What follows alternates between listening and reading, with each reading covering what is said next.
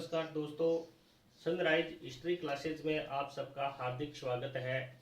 आज हम पढ़ेंगे हड़प्पा सभ्यता के बारे में। तो हड़प्पा सभ्यता हमारे आने वाले जो प्रतियोगी परीक्षाएं होती हैं उसमें हड़प्पा सभ्यता से संबंधित या सिंधु घाटी सभ्यता से संबंधित या सरस्वती सभ्यता से संबंधित महत्वपूर्ण क्वेश्चन हैं जो हमें देखने को मिलते हैं। तो आज हम हड़प्पा सभ्यता से संबंधित उन्हीं महत्वपूर्ण क्वेश्चनों के बारे में या महत्वपूर्ण जो टॉपिक्स हैं उनके बारे में हमें अध्ययन करेंगे। तो चलते हैं दोस्तों, अब आज का अपना टॉपिक है हड़प्पा सभ्यता। तो दोस्तों, हड़प्पा सभ्यता, हड़प्पा कहाँ है? सबसे पहले हम ये जान लेते हैं कि हड़प्पा कहाँ है। हड़प्पा दोस्तों पाकिस्तान के पंजाब प्रांत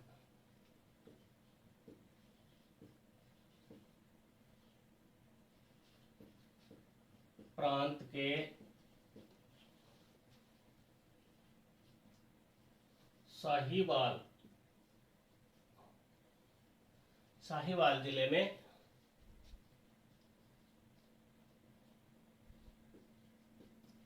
साहिवाल जिले में रावी नदी के तट पर साहिवाल जिले में रावी नदी के तट पर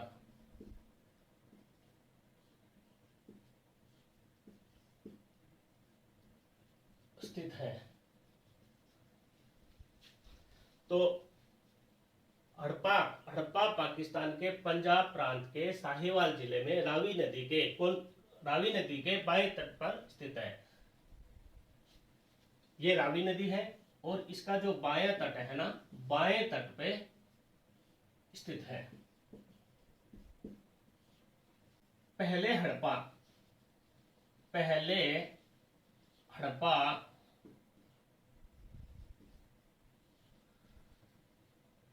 पंजाब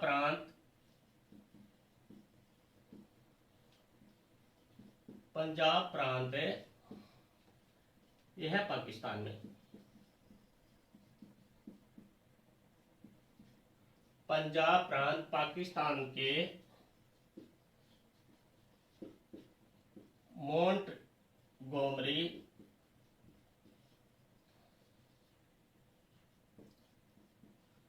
जिले में स्थित था।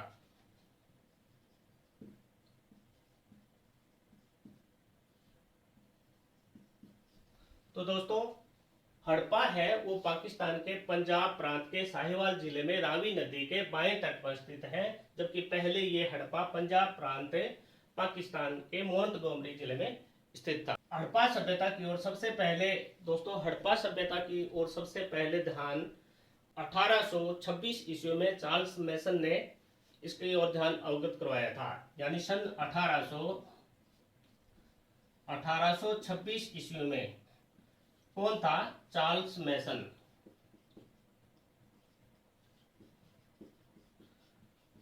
मेसन महोदय ने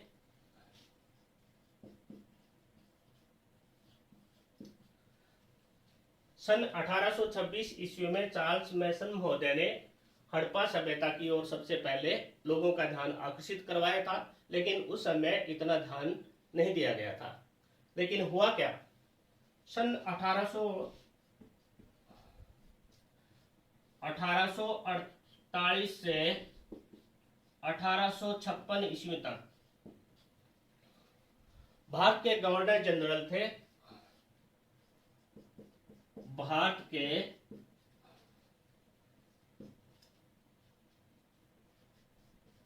गवर्नर जनरल, उस समय भारत के गवर्नर जनरल कौन थे? लॉर्ड डलहौजी।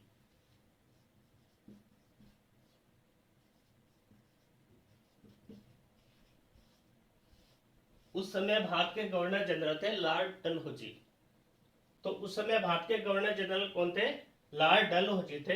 तो लॉर्ड डलहौजी ने भारत में रेलवे का कार्य, यानी भारत में रेलवे का कार्य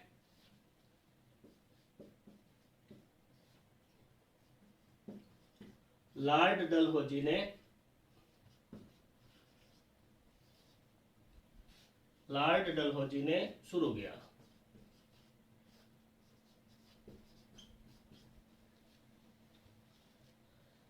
यानी सन 1848 से 1856 ईस्वी में भारत के गवर्नर जनरल लॉर्ड डलहौजी थे और भारत में रेलवे का कार्य लॉर्ड डलहौजी ने शुरू किया था। इसे भारतीय रेलवे का पिता भी कहा जाता है। इसे क्या कहा जाता है? भारतीय रेलवे का जनक। इसे भारतीय रेलवे का जनक भी कहा जाता है और आधुनिक भारत का रेलवे का निर्माता भी उसको माना जाता है। भारत में सबसे पहले रेलवे लाइन है जो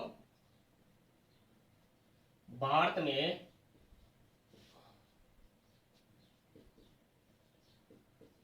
सबसे पहले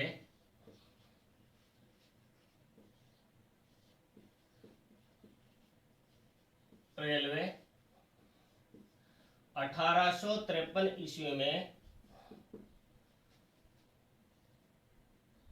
1853 ईस्वी में बॉम्बे से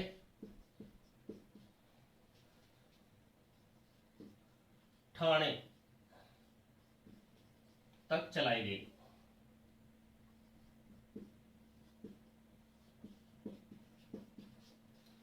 बॉम्बे से ठाणे तक 1853 ईस्वी में भारत की पहली रेलवे लाइन है वो शुरू की गई, या पहली रेलवे लाइन है वो 1853 ईस्वी में बॉम्बे से ठाणे तक शुरू की गई थी। हुआ क्या दोस्तों कि 1856 ईस्वी में 1856 ईस्वी में जॉन ब्रेटन 1856 ईस्वी में जॉन ब्रेटन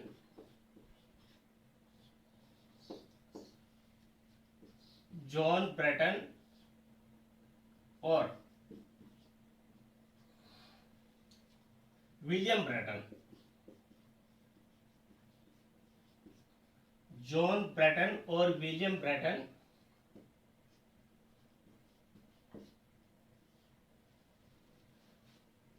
इन्होंने रेलवे का कार्य शुरू किया था। यानी जो 1856 ईस्वी में एक रेलवे लाइन बिछाई जा रही थी लाहौर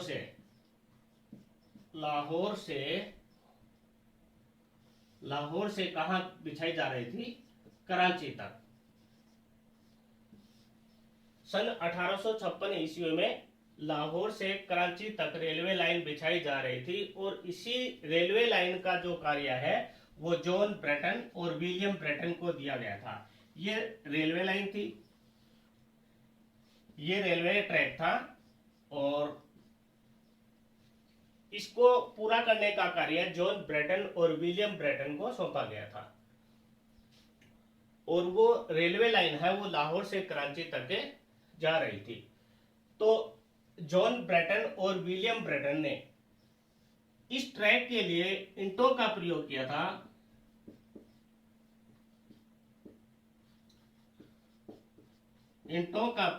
था। वो उत्खनन से हमें जो एक पूरा स्थल या हड़प्पा स्थल मिला था या हड़प्पा से मिलने वाली जो ईंटें थी, मतलब इसी रेलवे ट्रैक के लिए जॉन ब्रेटन और विलियम ब्रेटन ने ईंटों का प्रयोग किया था। तो वो ईंटें कहां से लाई गई थी? हड़प्पा सभ्यता से या हड़प्पा से लेके आए थे। सन 1853 ईस्वी से वह सन 1853 ईस्वी व 1856 ईस्वी में सन 1853 व 1856 ईस्वी में 1853 से 1856 ईस्वी में अलेक्जेंडर कनिंघम ने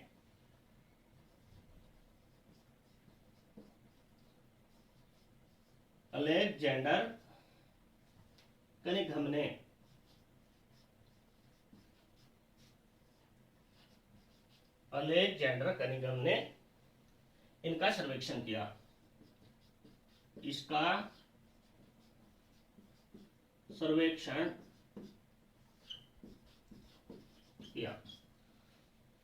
तो दोस्तों भारत में सबसे पहली रेलवे लाइन है 1853 ईस्वी में बम्बई से ठाणे तक, यानी बॉम्बे से ठाणे तक चलाई गई थी। तो ये क्वेश्चन भी बार बार पूछ लिया जाता है कि भारत में सबसे पहले रेलवे लाइन कहाँ चलाई गई? बॉम्बे से ठाणे तक 1853 ईस्वी में। ये 16 अप्रैल की बात है, 16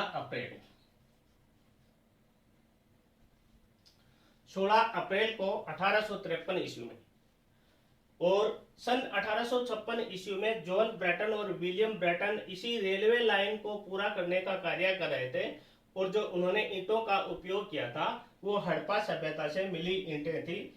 और सन 1853 ईस्वी से लेकर 1856 ईस्वी में अलेक्जेंडर कनिंघम ने इनका सर्वेक्षण किया था।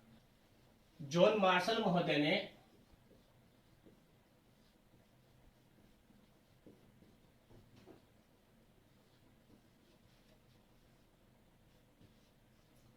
जॉन मार्शल महोदय ने 1824 ईस्वी में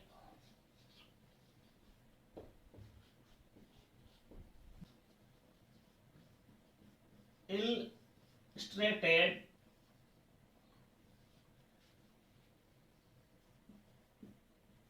लंदन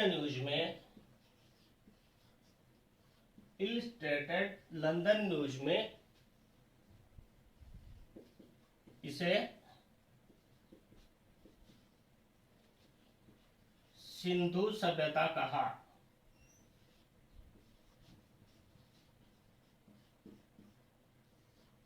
क्या नाम दिया दोस्तों इसने? जॉन मार्शल महोदय ने 1824 ईस्वी में इलस्ट्रेटेड लंदन न्यूज में सिंधु सभ्यता नाम दिया था। और जॉन मार्शल महोदय की एक बुक है, इनकी एक पुस्तक है मोहनजोदड़ो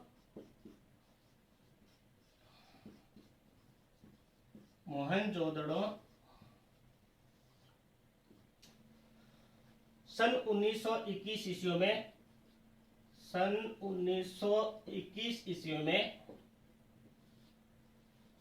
भारतीय पुरातत्व विभाग के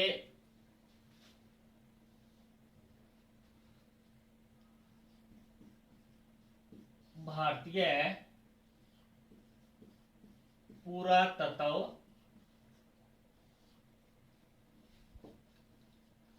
सर्वेक्षण भारतीय पुरातत्व सर्वेक्षण विभाग के अध्यक्ष थे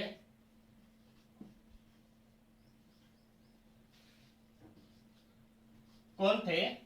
भारतीय पुरातत्व विभाग। सन 1921 ईस्वी की बात है। भारतीय पुरातत्व सर्वेक्षण विभाग के अध्यक्ष थे जॉन मार्शल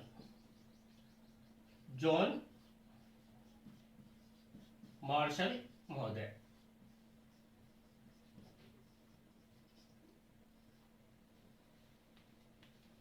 जॉन मार्शल महोदय के निर्देशन में, इन्हीं के निर्देशन में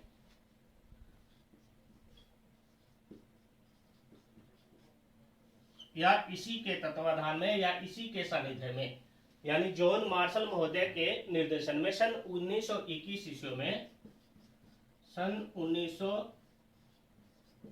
ईस्वी में राय बहादुर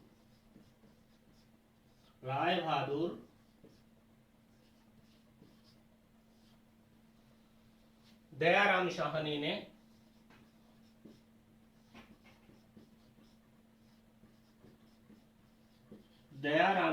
ने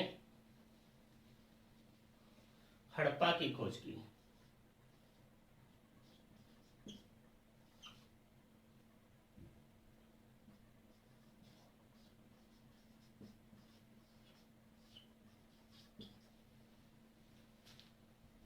ये भी पूछ लिया जाता है कि दोस्तों भारतीय पुरातत्व सर्वेक्षण विभाग के अध्यक्ष कौन थे? तो जॉन मार्शल महोदय भारतीय पुरातत्व सर्वेक्षण विभाग के अध्यक्ष जॉन मार्शल महोदय थे। ये सन 1921 की बात है। और इन्हीं के निर्देशन में सन 1921 ईस्वी में राय बहादुर दयाराम साहनी ने हड़प्पा की खोज की थी। द इंडस सिविलाइजेशन, इंडस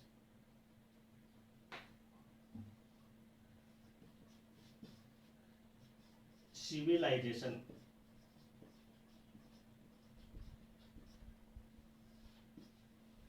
ये इनकी महत्वपूर्ण पुस्तक है, जॉन मार्शल महोदय की एक महत्वपूर्ण पुस्तक है, मोहनजोदड़ो द इंडस सिविलाइजेशन। इसे हड़प्पा सभ्यता,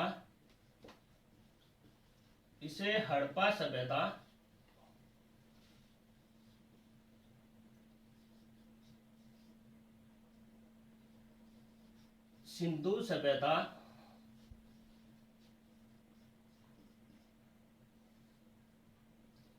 व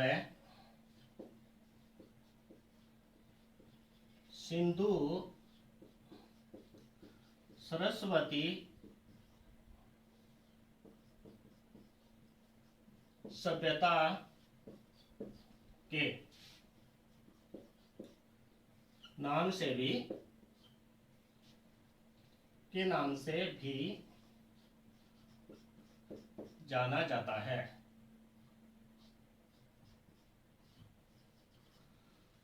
तो दोस्तों हड़प्पा सभ्यता है, इन्हें सिंधु सभ्यता, हड़प्पा सभ्यता के नाम से तो इसे जाना जाता ही है, लेकिन इसके साथ ही इसे सिंधु सभ्यता व सिंधु सरस्वती सभ्यता के नाम से ही इसे जाना जाता है। हड़प्पा सभ्यता सिंधु सभ्यता जाने का एक महत्वपूर्ण कारण है। हड़प्पा सभ्यता को सिंधु सभ्यता जानने का एक महत्वपूर्ण कारण है क्योंकि पाकिस्तान की एक सबसे महत्वपूर्ण नदी है, ये पाकिस्तान की एक महत्वपूर्ण नदी है सिंधु नदी है ये। तो सिंधु नदी के आसपास, सिंधु नदी घाटी की जो है ना, उनके आसपास में यहाँ इस सभ्यता का विकास हुआ था, इसलिए इसे सिंधु सभ्यता कहा जाता है। और इसके बाद में दोस्तों यहाँ ये प्राचीन काल में सरस्वती नदी थी, ये सरस्वती नदी है।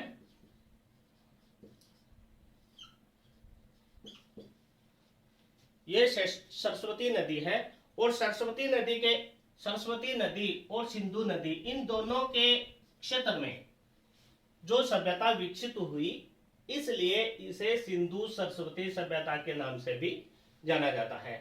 आगे चलकर दोस्तों ये गंगा क्षेत्र, ये गंगा नदी है, इसके आसपास में भी इसी सभ्यता का विकास हुआ था। तो इसलिए हड़प्पा सभ्यता को सिंधु सरस्वती सभ्यता के नाम से जाना जाता है। नामकरण, इसे हड़प्पा सभ्यता नामकरण क्यों किया गया था या हड़प्पा सभ्यता क्यों कहा गया था? सबसे पहले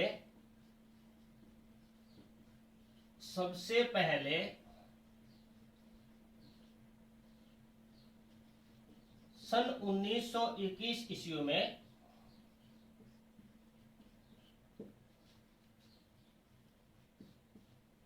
जॉन मार्शल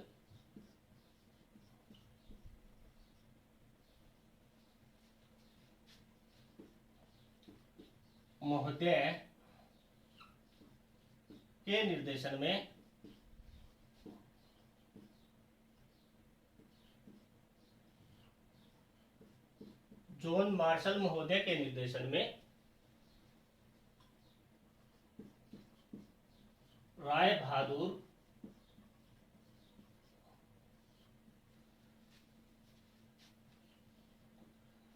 दयाराम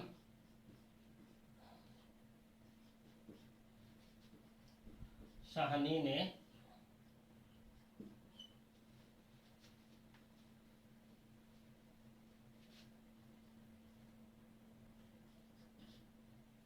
हड़प्पा की खोज की।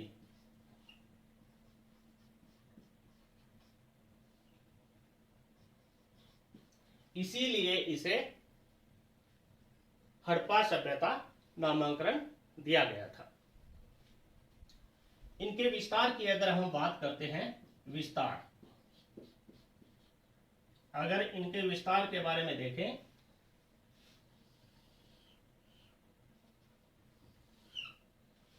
ये उत्तर है ये दक्षिण,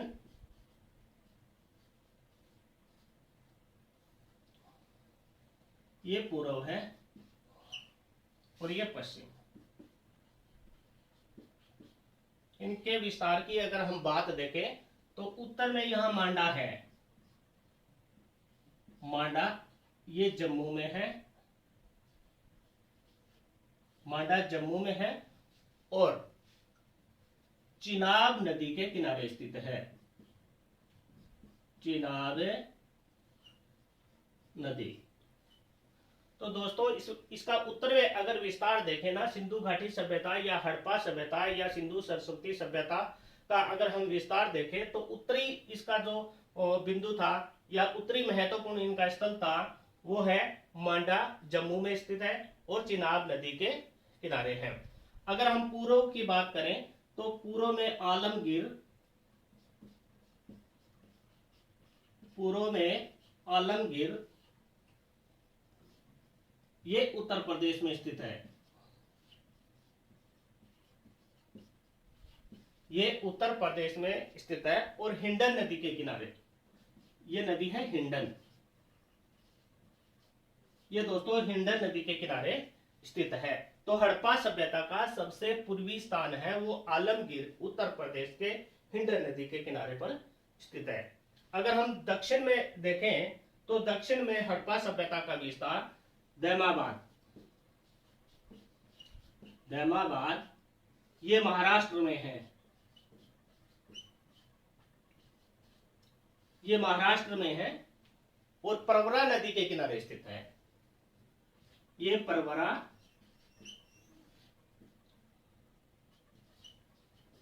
ये कहां है? परवरा नदी के किनारे स्थित है। तो सिंधु घाटी सभ्यता का या हड़प्पा सभ्यता का दक्षिण का जो महत्वपूर्ण स्थान है वो दैमाबाद है और महाराष्ट्र में परवरा नदी के किनारे पर स्थित है। अगर पश्चिम में देखें तो पश्चिम में इसका विस्तार है वो सुतगागेंडोर,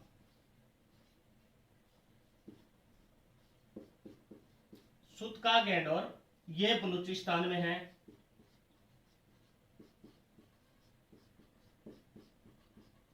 सुतगागेंडोर बलूचिस्तान में है। दाशक नदी ये दाशक नदी के किनारे स्थित है। दोस्तों अगर हम हड़प्पा सभ्यता के विस्तार के बारे में देखें तो इसका सबसे उत्तरी स्थान है वो मांडा है जो जम्मू में चिनाब नदी के किनारे स्थित है, पूर्व में आलमगीर उत्तर प्रदेश में हिंडन नदी के किनारे स्थित है और दक्षिण में दामाबाद है वो महाराष्ट्र में परवरा नदी के किनारे स्थित है और पश्चिम में अगर देखें तो सुतगागेंडोर बलूचिस्तान प्रांत में ये पाकिस्तान में है और दाशक नदी के किनारे स्थित है। अगर क्षेत्रफल अगर देखें इनका क्षेत्रफल 13 लाख, इनका क्षेत्रफल है 13 लाख वर्ग किमी। इनका क्षेत्रफल अगर देखें तो इनका क्षेत्रफल, परीक्षा में ये बार बार पूछ लिया जाता है कि सिंधु घाटी सभ्यता का उत्तरी स्थल कौन सा है, पूर्वी स्थल कौन सा है और दक्षिण स्थल कौन सा है और पश्चिमी स्थल कौन सा है।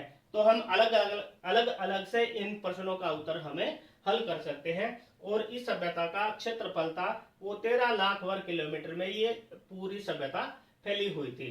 और इसका आकार अगर देखें ना, आकार तो इसका आकार था त्रिभुजाकार, इनका आकार था त्रिभुजाकार। दोस्तों आज हमने पढ़ा हड़प्पा सभ्यता कहाँ है, इसका विकास कैसे हुआ और इसे हड़प्पा सभ्यता क्यों कहा जाता है, हड़प्पा सभ्यता को किस अन्य नाम से जाना जाता है। तो हमने पढ़ा था हड़प्पा सभ्यता को सिंधु सभ्यता और सिंधु सरस्वती सभ्यता के नाम से भी जाना जाता है। तो दोस्तों आज का वीडियो हमारा यहीं तक है, आगे मिलते हैं इसके आगे वाले पार्ट में। जय हिंद दोस्तों।